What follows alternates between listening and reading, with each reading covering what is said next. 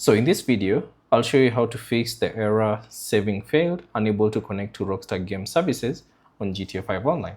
Now it's pretty simple. Whenever you see this error, all you have to do is press, or rather bring up the interaction menu by pressing the M button on your keyboard, or if you're on console, press and hold the touchpad for PS5, and press and hold the view button on Xbox controller, and then scroll down and select appearance, and then scroll down and select outfits.